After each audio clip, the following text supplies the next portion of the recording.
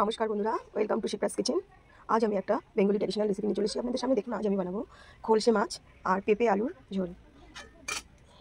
এর জন্য প্রথমে কড়াই তেল গরম করে নিয়েছি। এবার মাছগুলো ভেজে নেব। আর মাছগুলো ভাজা হয়ে গেছে, আমি নামিয়ে নিয়েছি। এবার গরম তেলের মধ্যে দিয়ে দিচ্ছি সাদা জিরে আর কিছু ভেঙে নিয়েছি কাঁচা লঙ্কা। নুনটা ভাজা হয়ে গেছে। এবার পেঁপে আর আলুগুলোকে এর মধ্যে দিয়ে একটু নেড়ে চেড়ে ভেজে নেব। বেশি ভাজবো না এটা। এবার আমি এর মধ্যে দিয়ে দিচ্ছি দেখুন পরিমাণ মতো লবণ, পরিমাণ মতো হলুদ গুঁড়ো, একটু নেড়ে আমি দিয়ে দেবো সামান্য জিরে গুঁড়ো আর একটু ধনে গুঁড়ো।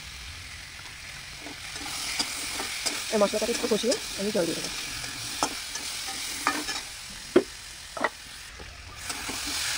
মশলাটা কষানো হয়ে গেছে, এবার আমি দিয়ে দিচ্ছি পরিমাণ মতো জল।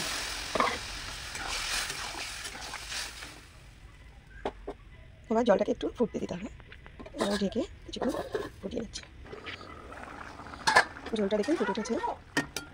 এবার আমি আগে থেকে ভেজে নেওয়া মাছগুলো দিয়ে দিচ্ছি